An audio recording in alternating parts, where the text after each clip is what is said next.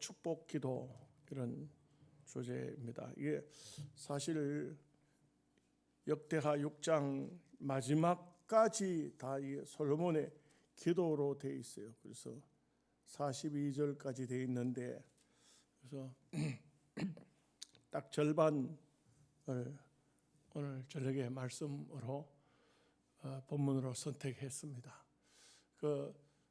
우리가 참 남을 위해서 축복 기도하는 거 어떤 지도자일 것 같으면 굉장히 중요하지요. 장로님들은 자기 해당하는 구역 식구들, 교구 안에 있는 사람들이라도 빠짐없이 축복 기도하는 것 중요합니다. 가정으로 봐도 할아버지는 할머니는 온 가족 식구들을 위해서 축복 기도해야 합니다. 마땅히 해야 합니다. 그걸 게을리하는 그런 조상이 되어서는 안 됩니다. 조상의 특권이 우리 예수 믿는 사람 특권이 자손들 축복하는 것입니다. 이게 바로 축복이 얼마나 소중하다.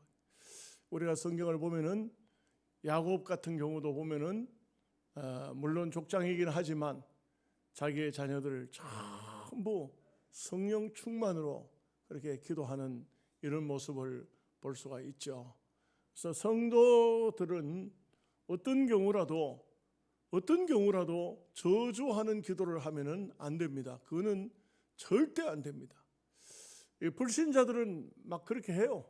우상 섬기는 사람들은 심지어 자기도 남을 저주하는 기도를 하고 무당들한테도 누구를 저주하라고 사진까지 갖다 주고 막 그 그림 같은 데다가 바늘을 꽂기도 하고 이런 저주를 하기도 하고, 불교도 그렇게 하는 사람들이 있는가 봐요. 절에도 막 자기 원수가 있다고, 이 땅에 원수가 있다고 저주해 주라고 그 중들한테 가서 막 돈 갖다 주고 저주하라고.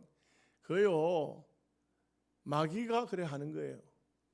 하나님의 백성은요, 아무리 나를 힘들게 하고 괴롭게 하는 사람일지라도, 나에게 고통과 아픔을 준 사람이라 할지라도 축복해야 돼요. 성경이 그렇게 말씀했어요.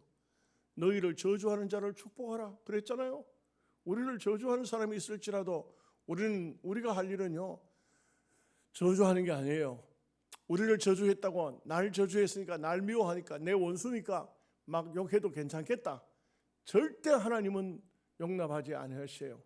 그래서 이제 우리는 하나님 말씀이, 우리가 늘 그런 말씀하지만 헤세드 하잖아요. 헤세드가 정말 좋은 게 뭐냐면은, 우리 하나님 백성들이 남을 위해서 축복하잖아요.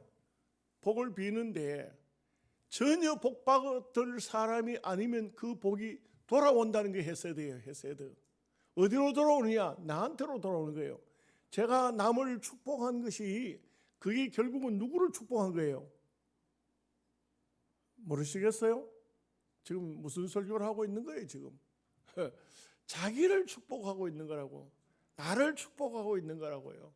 이게 얼마나 중요한지 몰라요. 그래서 우리는 참 보면은 중요한 것이 축복할 수 없는 사람도 축복해야 돼요. 그런데 하물며 반드시 축복해야 될 사람을 축복하지 않는 것도 이거 문제입니다. 여러분, 부부가 신앙생활 하시죠? 남편은 아내를 축복해야 돼요. 아내는 남편을 축복해야 돼요. 그러니까 빠짐없이 기도해야 돼요. 매일같이 기도해야 돼요.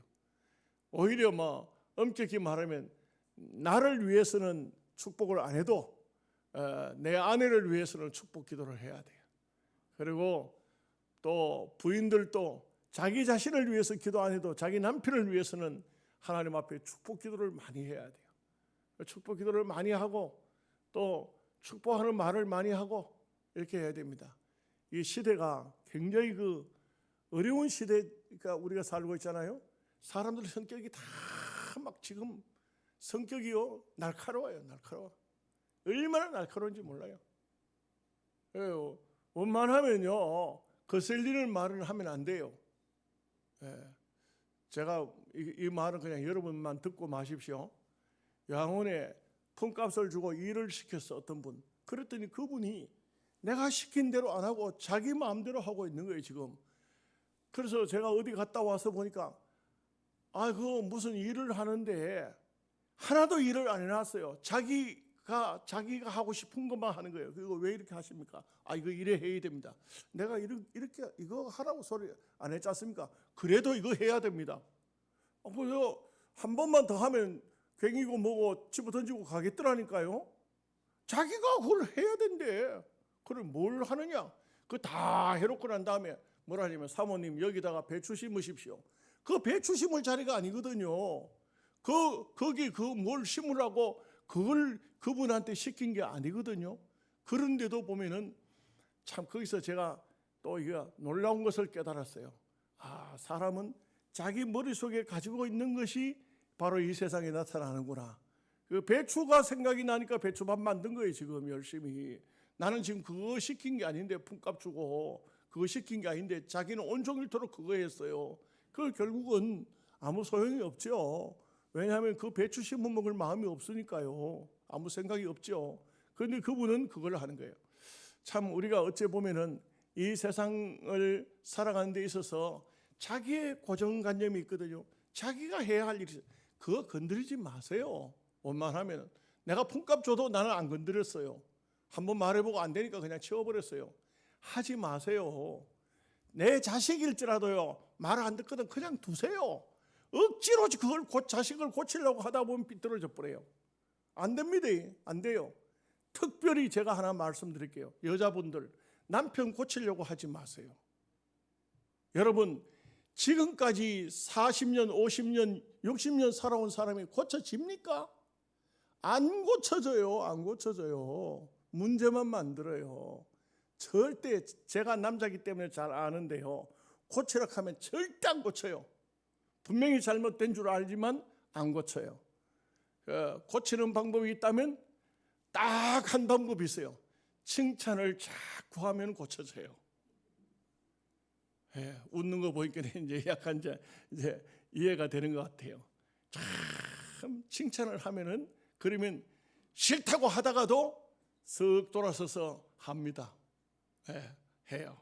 그 정말 축복이라는 것은 얼마나 놀라운 일인지 몰라요. 오늘 새벽에도 제가 새벽 기도회 때도 그 말씀을 드렸지만 여러분 놀라운 것이 생명체라는 것은 다 축복하면 축복이 나타나요.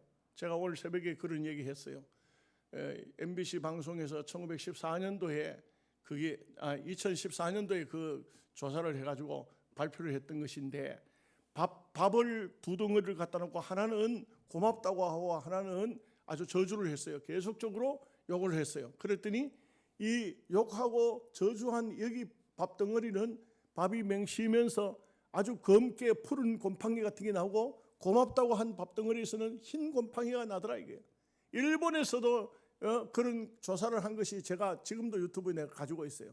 있는데 보면 물을 보고 물을 자꾸 축복했더니 너는 천사다 천사다 했더니 이 물이 천사 모양을 하고 있더라 이게요. 그 현미경을 가지고 들여다 보니까. 근데 너는 마귀야 마귀야 너는 악마다 이렇게 했더니 딱 악마의 모습을 물이 그렇게 하고 있더라 이게. 여러분 이게 우리가 이게 참 얼마나 소중한 얘기인지 몰라요.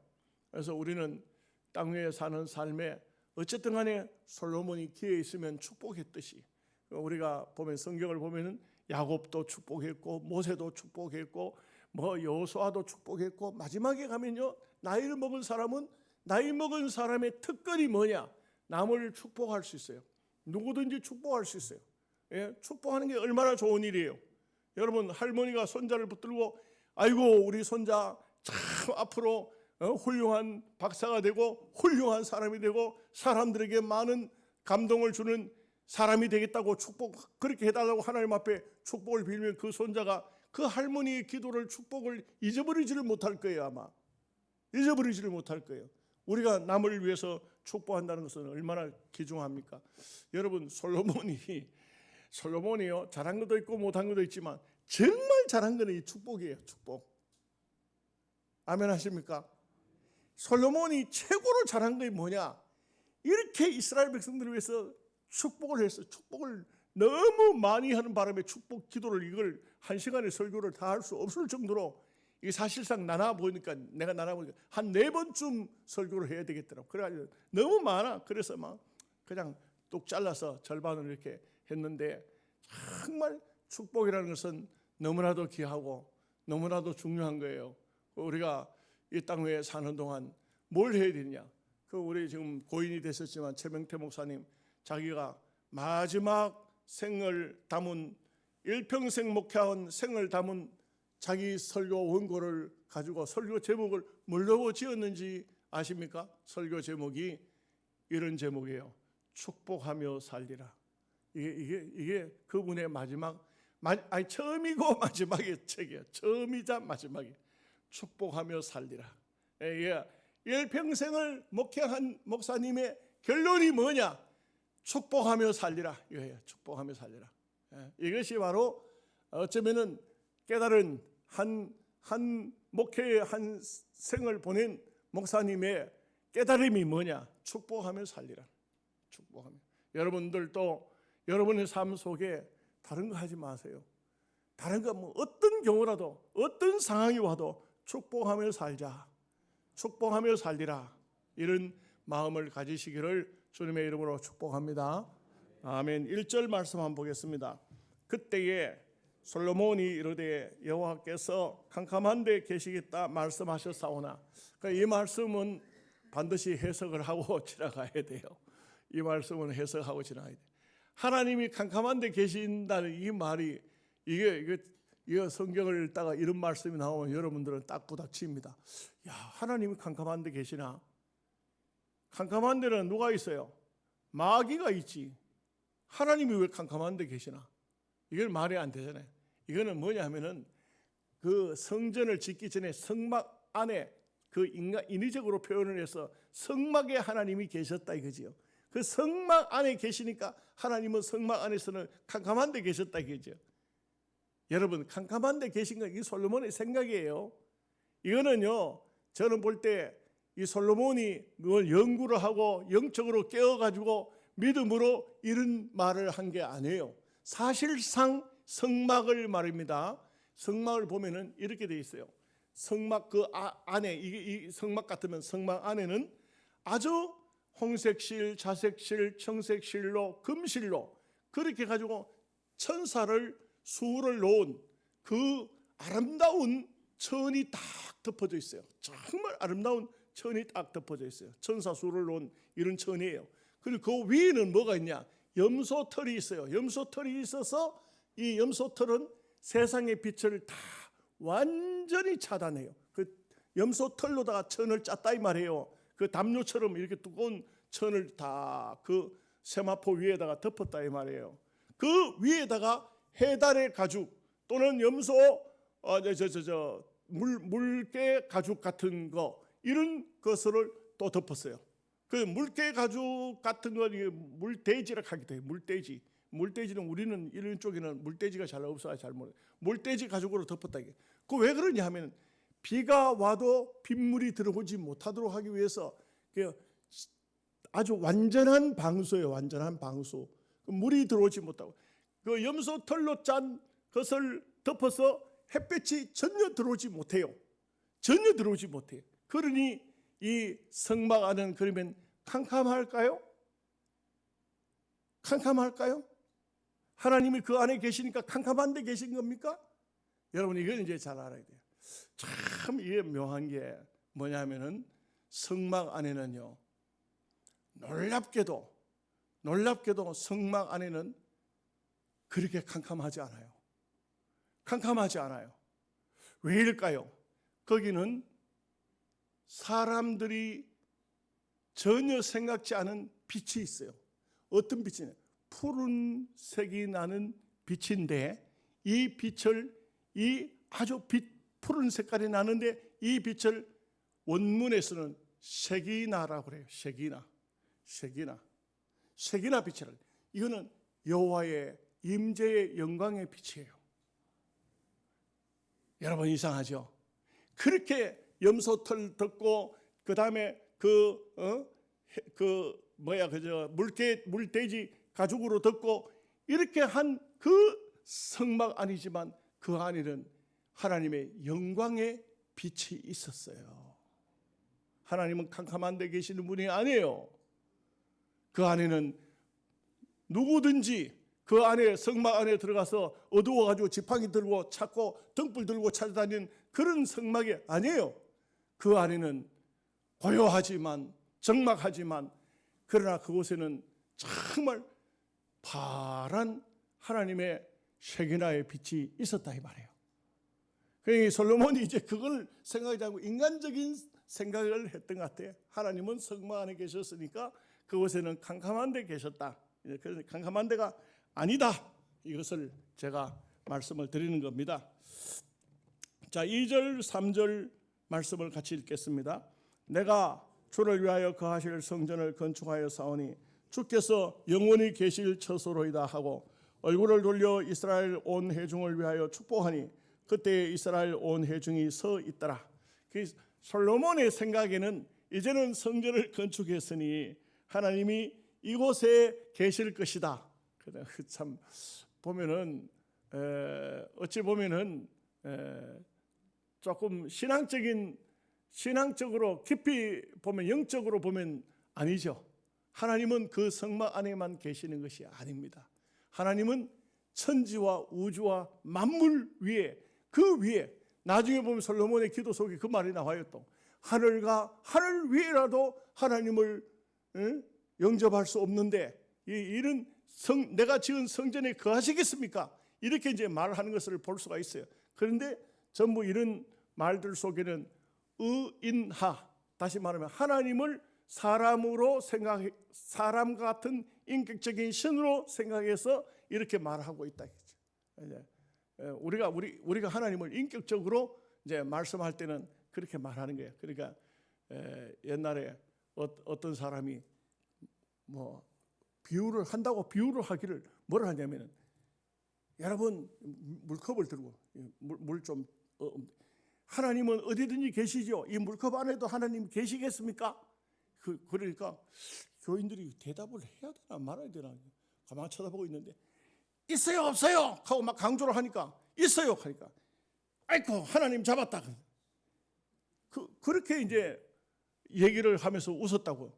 근데 좀 비유가 좀 내가 볼 때는 방정맞은 것 같고 좀 별로 그렇게 덕스럽지 못한 비유 같아. 그런 식으로 비유를 하는 것은 아니거든요. 왜냐하면 우리가 하나님을 성경에 지금 요즘 새로 된 성경에는 하나님을 아빠 아버지라 이렇게 했지만 사실은 아바 아버지라고 한 개혁 성경이 개정판보다는 훨씬 더 원문에 가까운 거예요. 우리가 하나님을 대하는데 아바 아버지 그렇듯이 하나님을 우리가 보면 경외하는 그냥 두려움으로 하나님을 경배하는 것이 아니고 경외함으로 경배한다.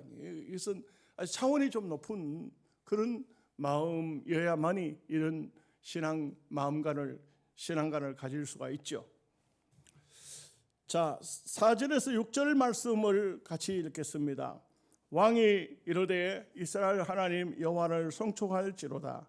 여호와께서 그의 입으로 내 아버지 다윗에게 말씀하신 것을 이제 그의 손으로 이루셨도다. 이르시기를 내가 내 백성을 애굽 땅에서 인도하여 낸 날부터 내 이름을 둘 만한 집을 건축하기 위하여 이스라엘 모든 지파 가운데서 아무 성읍도 택하지 아니하였으며 내 백성 이스라엘의 주권자가 될 사람을 아무도 택하지 아니하셨더니 예루살렘을 택하여 내 이름을 거기 두고 또 다윗을 택하여 내 백성 이스라엘을 다스리게 하였노라 하신지라. 물론 하나님께서 아브라함의 후손 중에 수많은 사람이 있지만 그 가운데서 어느 누구를 선택하거나 어느 성읍을 선택하거나 어느 지역을 선택해서 하나님이 그곳에 계시지 않고 다윗을 선택했고 또 자기를 선택했는데 그런데 이 다윗이 성전 지을 마음이 있었다. 이것을 이제 설명하고 있는 것이죠. 이것을 말하고 있는 것입니다. 물론 우리 하나님께서는 어디 사람이 지은 집에 거하실 그럴 하나님이 아니시죠. 단지 구약에는 하나님을 섬기기 위해서 하나님께 나가는 방법이 제사를 지내지 않고는 하나님을 만날 수 없고 하나님을 섬길 수가 없었습니다. 물론 오늘 우리는 이 신학시대의 은혜시대가 얼마나 귀하고 좋으냐 하면은 구약에서는 하나님을 만날 수 있는 방법이 아무나 하나님을 못 만나요. 아무나 하나님 앞에 아무나 기도를 못해요. 하나님을 만나는 것이 보면 제사장을 통해서 만나야 되고, 특별히 하나님 선택된 선지자들이나 하나님을 만나서 하나님의 계시를 받고 꿈도 꾸고 또 뭐 이상도 보고 이렇게 하지, 아무나 그 하나님을 할 수가 없었어요. 오히려 출애굽기를 보면은 20장 이하에 보면은 하나님께서 시내산에 임재하셨을 때 그 산에, 이 시내산에 가까이 오지 못하게 했어요. 가까이 오지 마라. 가까이 오는 자는 죽으리라. 죽는다 이게. 왜? 여호와 하나님은 전능하시고 거룩하신 분이고 우리 인간들은 아주 세속되었고 형편없는 존재이기 때문에 그 거룩하신 하나님을 만나면 죽어버린다 이게. 죽어버린다. 예. 죽지 않고는 하나님을 만날 수 있는 방법이 없었어요. 그런데 결국은 이 땅 위에 있는 수많은 많은 사람 다 죄인이지만 하나님께서 다윗을 선택했고, 다윗을 통해서 또 보면은, 그래서 우리가 보면 신앙을 예수 그리스도를 말씀할 때 아브라함과 다윗의 자손 예수 그리스도라, 아브라함에게 하나님 말씀하셨고 그 아브라함에게 주신 언약을 누가 이루었느냐? 누가 이루었냐? 여러분 우리 성경 배웠잖아요. 누가 이루었습니까? 다윗이 이루었다고요. 다윗이 이루었어요. 하나님께서 아브라함을 헤브론에 딱 갖다 세우고 동서남북을 바라봐라. 동서남북을 바라봤어. 네가 바라보는 모든 땅은 해 뜨는 데서부터 해 지는 데까지 모든 것은 내가 너와 너의 자손에게 주겠다. 그러니까 아브라함을 하나님께서 선택하시고 이렇게 귀하게 복을 빌었어요. 근데 아무도 그 땅, 그렇게 하나님 주신 땅을 차지하지를 못해요. 차지하지를 못해. 여호수아에게 하나님께서 내가 모세와 함께 있던 같이 너하고 함께 할 것이다. 너는 두려워하지 말라, 걱정하지 말라. 네가 발바닥으로 밟는 모든 땅은 다 주리라. 못했어. 여호수아 굉장한 믿음의 사람이지만 못했어요. 못했어요. 여러분 못했다는 걸 여러분 아시죠? 몰라요? 성경을 또 새로 배워야 됩니까? 못했어요. 여호수아는 못했어요. 그렇게 여호수아가 대단한 인물이지만 못했어요. 그런데 이 다윗이 정말 이세 아들 다윗이 하나님께 택함을 받고 그 다음에 사울 임금으로부터 수많은 고난을 당했지만 사울이 죽고 다윗이 임금이 되었을 때 가장 먼저 뭘 했는지 아십니까? 헤브론을 쳐들어가는 거예요. 이 헤브론을 점령하지 못한 이 헤브론을 요압을 앞세워서 점령해라. 요압아, 네가 점령하면 너를 이스라엘의 군대 장관으로 삼겠다. 최고의 군대 장관으로 삼겠다. 요압이 그걸 점령했어요. 다 점령하고 나니까요, 다윗이 그 이름을 다윗성이라 이름을 붙였고, 요압은 군대 장관을 삼았고, 그리고 하나님께서 주신 대로 그때부터요 하나도 빠지지 않고 거기 서서 아브라함이 쳐다봤던 모든 땅들을 다윗이 그냥 다 거머쥐는 거예요. 왜? 하나님 주셨으니까.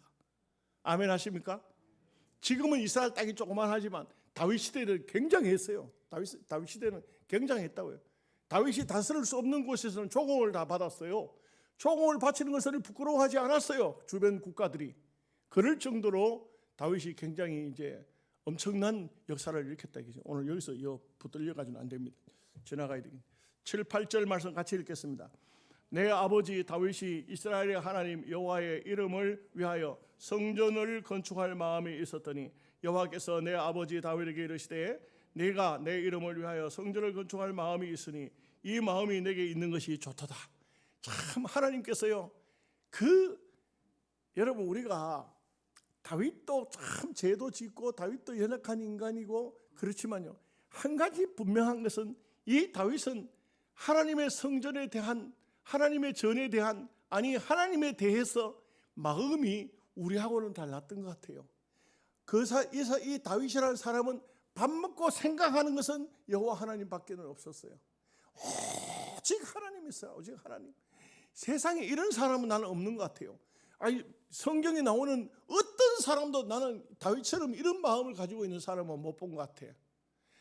아무리 믿음 좋은 사람도 다윗 같은 사람이 없어요. 이 다윗은요, 오직 밥 먹고 하나님만 생각하는 사람이에요. 이럴 수가 있을까요? 이 세상을 사는데. 이러니까 이 다윗이 생각해낸 것이 성전을 지어야 되겠다고 했는데, 그러니까 나단 선지자가 그 다윗을 보고 물어보지도, 하나님 앞에 기도해보지도 않아요. 물어보지도 않아요. 당신의 마음에 있는 대로 하소서. 그게 막 다윗이 또 있는 대로, 선지자가 있는 대로 하라 하니까 너무 좋아가지고 기뻐하는데, 나단 선지자가 집에 가자마자 하나님께서 도착하기도 전에 너의 주권자 다윗에게 돌아가서 안 된다고 해라. 안 된다고 해라. 이게 얼마나 실망입니까? 얼마나 실망입니까? 안 된다고 해라. 그런데 또 놀라운 게 말입니다. 다윗에게 안 된다고 하는데 뭐라 하냐면, 네가 그 마음을 가진 것만 해도 내가 그 마음을 받고 너의 자식에게서 성전을 짓도록 허락하겠다. 그 다음에요, 네가 그 마음을 가졌으므로 너의 후손 중에는 왕손을 없이 하지 않겠다. 왕손이 계속 이어지게 하겠다. 그리고 너의 그 후손 왕을 통해서 저주하는 자는 저주받고 축복하는 자는 축복받고, 장차 예수 그리스도 탄생이에요. 예수 그리스도 탄생. 예수님을 통해서요, 천하 만민이 복을 받잖아요. 그러듯이 예수 그리스도의 탄생이 될 것을, 예수 그리스도는요, 결국 가만히 따져보면 마태복음 1장을 쫙 따졌잖아요. 쫙 따졌더니 이 옛날 왕권 시대 때 같으면 요셉이 왕이었어요. 목소였지만 왕이었어요. 왕. 족보를 따져보니까. 그리고 그 요셉의 장자였던 예수님도 왕이라고. 이스라엘 왕이라고요. 이게 하나님께서 다윗에게 말씀하신 것이 그대로요. 중간에 여러 가지 혼잡한 역사적인 사건 속에 왕이 없어지고 다 끝난 것 같았는데, 결국은 찾아보니까 거기에 예수 그리스도가 다윗의 후손으로 오셔서 만민이 축복하면 축복받고 저주하면 저주받는 그런 왕이 태어났다 이 말이에요. 다윗에게 허락하신 약속이 이루어졌다 이 말이에요. 자, 9절에서 11절까지. 그러나 너는 그 성전을 건축하지 못할 것이요 내 허리에서 나올 내 아들 그가 내 이름을 위하여 성전을 건축하리라 하시더니 이제 여호와께서 말씀하신 대로 이루셨도다. 내가 여호와께서 말씀하신 대로 내 아버지 다윗을 대신하여 일어나 이스라엘 왕위에 앉고 이스라엘의 하나님 여호와의 이름을 위하여 성전을 건축하고 내가 또 그곳에 여호와께서 이스라엘 자손과 더불어 세우신 언약을 넣은 궤를 두었노라 하니라. 그게 지금 현재 솔로몬이 하는 얘기는 아버지가 하나님께로부터 받았던 그 계시를, 하나님께로부터 받았던 그 약속을 자기가 이루었다 이거죠. 이루었다 이거죠. 이때가 아버지 다윗이 정말 하나님 앞에 들어가서 기도할 때, 그때 솔로몬이 이제 아직도 어린아이였겠죠. 갓난 어린아이였겠죠. 그러나 하나님께서 말씀하신 대로, 다윗에게 말씀하신 대로 네 후손이 이 성전을 짓겠다 했는데 그것을 자기가 지을 수 있었다는 것을 감사하고 감격해하는 이런 모습을 볼 수가 있습니다. 12절에서 14절을 봅니다. 솔로몬이 여호와의 제단 앞에서 이스라엘의 모든 회중과 마주 서서 그의 손을 펴니라. 솔로몬이 일찍이 노스로 대를 만들었으니 길이가 5규빗이요 너비가 5규빗이요 높이가 3규빗이라. 뜰 가운데에 두었더니 그가 그 위에 서서 이스라엘 모든 회중 앞에서 무릎을 꿇고 하늘을 향하여 손을 펴고 이르되 이스라엘의 하나님 여호와여, 천지에 주와 같은 신이 없나이다. 주께서는 온 마음으로 주의 앞에서 행하는 주의 종들에게 언약을 지키시고 은혜를 베푸시나이다. 그러니까 말하자면 성전 뜰에다가 지금 성전 마당에는 수많은 이스라엘 백성들이 지금 성전 낙헌식을 한다고 모였고, 그 뜰에다가 높이가 이 노수로 만든 높이 있는, 쉽게 말하면 강대상 같은 걸 하나 만들어 가지고 올려놓고 그 위에 다윗이 올라가지고 두 손을 들고 그 다음에 무릎을 꿇더니 이제는 이스라엘 백성들을 축복하기 시작한다 이겠죠. 이런 뜻이에요. 그러니까 뭐 솔로몬의 키가 얼마인지 모르지만 백성들이 다 와 있는데 그 장소에 그냥 서면은 안 되잖아요. 뭐 여러분들도 제가 강대상 위에 서니까 여러분들 다 보지, 강대상 밑에 내려가 가지고 이 밑에서 높이 똑같은 데서 설교를 하면 잘 보기 힘들잖아요. 그러니까 이제 솔로몬도 높은 단을 만들어 가지고 그 위에서 기도하고 했다 이거죠. 이것을 말해주고 있는 것입니다.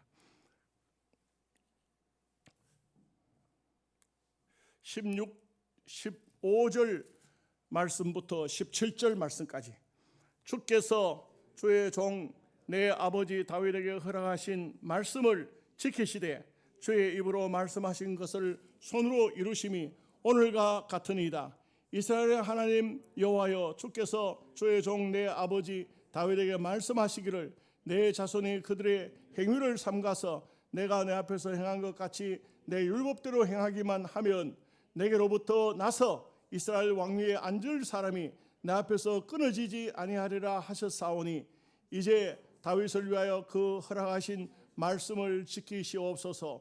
그런즉 이스라엘의 하나님 여호와여, 원하건대 주는 주의 종 다윗에게 하신 말씀이 확실하게 하옵소서. 그러니 솔로몬이 아버지 다윗으로부터 들은 말씀이, 다윗이 성전을 지을 마음이 있었는데 성전을 못 짓지만 그 후손이 성전을 지을 것이고 그 다음에 그 성전을 지음으로 말미암아서 또 하나님의 축복이 다윗에게서 그 자손들이 왕위가 끊어지지 않을 것을 하나님이 약속했으니까 그 약속대로 확실하게 하라 이 말이에요.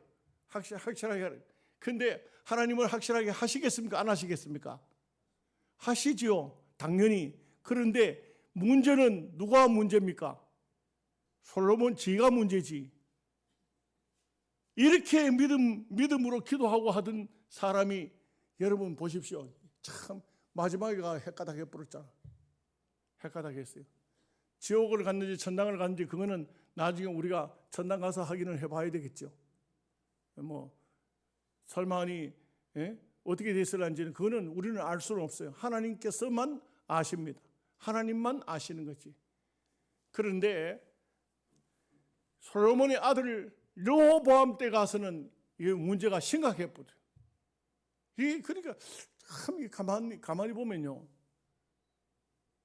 복음이 계속 이렇게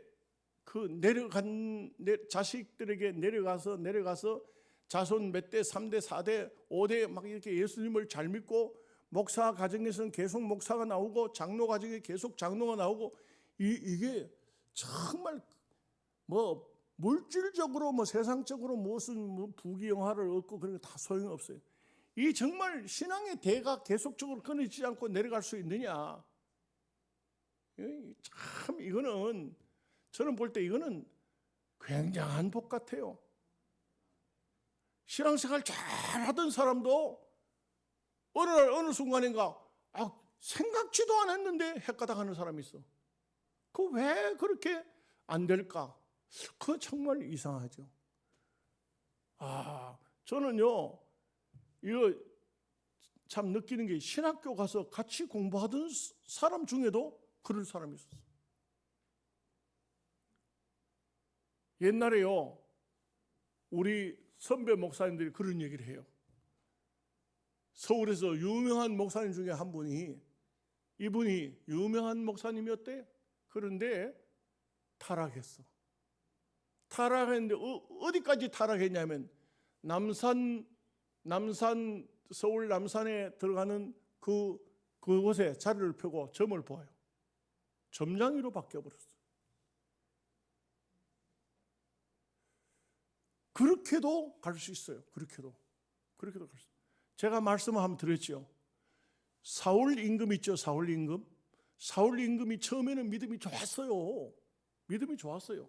그런데 이 사람이 왕이 돼가지고 한번 교만한 생각이 들기 시작했어요. 어느 때인가 제가 볼 때는 아말렉을 칠 때요. 아말렉을 칠 때 사무엘 선지자가 사울 임금을 보고 아말렉을 쳐라. 어린아이고 짐승이고 동물까지도 거기 있는 아말렉 족속들은 하나도 살리지 말고 완전히 진멸시키라. 살아 생명이 있는 것은 다 죽이라. 다 죽이라. 이렇게 말씀했어요. 선지자의 말이에요. 하나님 말씀이라고 전했어요. 이 사울이 거기 가보니까 너무너무 살찐 소와 양들이 많아. 너무너무 아까운 거예요. 이것을 죽이지 못해요. 다 사로잡아 끌고 나와요. 그 아말렉의 임금이 아각인데 그 사람도 사로잡았어. 왜 사로잡았냐? 이 사울의 생각은 이스라엘 백성들 앞에 적장을 잡아왔다. 적의 군주를 잡아왔다. 이거 굉장한 업적이에요. 굉장한 업적입니다. 대단한 업적이에요. 그걸 드러내기 위해서 아각을 사로잡고 살찐 소와 양들을 끌고 나왔어요. 사무엘 선지자가 사울을 만나서 왕이시여, 어째서 왕은 하나님을 버리셨습니까? 어째서 하나님을 버리셨습니까? 하나님을 버렸기 때문에 하나님도 당신을 버려서 왕이 되지 못하게 하셨나이다. 왕의 왕권을 뺏어서 당신보다 더 나은 사람에게 주기로 했다 이거죠. 그럴 때 사울이요, 무릎을 꿇고 다윗처럼 내가 주께 범죄했나이다, 시편 32편과 시편 51편을 남겼느냐? 그러지 않았어요. 뭐라고 한지 아십니까? 내가 범죄했을지라도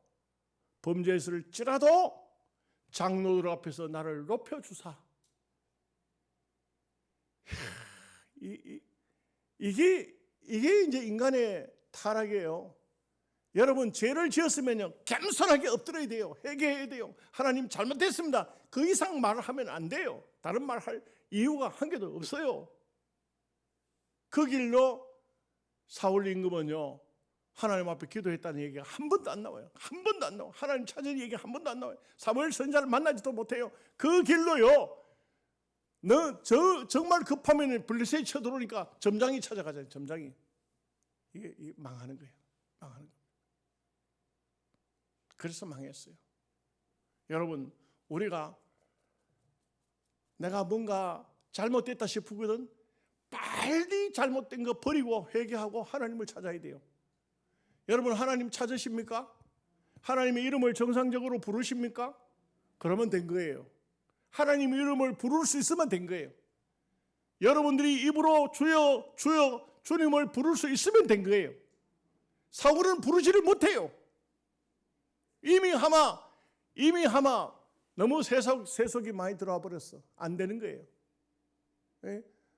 솔로몬도 이런 기도를 하지만 결국은 솔로몬도 나중에 가서 보면 형편없이 그만 타락돼 버리고 말잖아요. 너무 안타깝지요. 자, 18절에서 20절 말씀, 18절부터 20절까지 맞습니까? 예, 읽겠습니다. 하나님이 참으로 사람과 함께 땅에 계시리까 보소서, 하늘과 하늘들의 하늘이라도 주를 용납하지 못하겠거든 하물며 내가 건축한 이 성전이 오리이까. 그러나 나의 하나님 여호와여, 주의 종의 기도와 간구를 돌아보시며 주의 종이 주 앞에 부르짖는 것과 비는 기도를 들으시옵소서. 주께서 전에 말씀하시기를 내 이름을 거기에 두리라 하신 곳 이 성전을 향하여 주의 눈이 죄하러 보시오며 종이 이곳을 향하여 비는 기도를 들으시옵소서. 참 그 솔로몬이 이때 당시에 하늘과 하늘들의 하늘, 이것을 어떻게 알았을까요? 어떻게 알았을까요? 이것은 성경이 기록될 때 성령의 영감이 충만했다 이렇게 볼 수 있습니다. 그 하늘과 하늘들의 하늘, 헤븐 하늘, 하나님이 계시는 그 하늘, 이것을 솔로몬이 말하고 있어요. 그런 하늘이라도 하나님을 용납하지 못하겠거든. 백부장이 말해요. 하인이 중풍병에 걸렸습니다. 예수님께서 내가 가서 고쳐주리라. 아이고, 주님이 오시는 것을 감당할 수가 없사오니 말씀만 하시옵소서. 그러면 내 하인이 낫겠나이다. 왜? 주님이 자기 가정에 오는 것을 감당을 못하겠다. 이 얼마나 참 귀한 믿음이고 대단한 믿음입니까? 놀랍지 않습니까? 예수님께서 그런 말씀하셨어요. 이스라엘 중에도 이만한 믿음을 만나보지 못했다. 바리새인도 서기관도 장로들도 아무도 이런 믿음을 가진 사람을 본 일이 없다. 오늘 솔로몬이 하늘과 하늘 위 그 하늘일지라도 주를 용납하지 못하겠다. 이거는요 정말 오늘 우리가 신약 시대에 그 여러분 가정에 가보면 어떤 가정이 그렇게 해놨잖아요. 이 집의 주인은 하나님이시오. 아주 얼마나 좋습니까? 근데 과연 그 집에 하나님이 주인 노릇하고 계시는가 하면은 간판은 그래 붙여놨지만 뭐 이렇게 편말은 붙여놨지만 주인은 나지. 어디까지나 나지. 하나님 좀 가만 계세요. 하나님 이거는 내 문제지. 내가 해결해야 되지. 이렇게 되는 그런 경우가 참 많죠. 21절 말씀 다 같이 봅니다. 주의 종과 주의 백성 이스라엘이 이곳을 향하여 기도할 때에 주는 그 간구함을 들으시되 주께서 계신 곳 하늘에서 들으시사 사하여 주옵소서. 이제 본격적으로 이제 기도가 22절부터 이제 본격적으로 이제 기도를 하게 되는데 어떤 기도를 하고 있을까? 이것은 이제 다음 주일날 말씀을 보도록 하겠습니다. 기도하겠습니다. 하나님 아버지 감사합니다.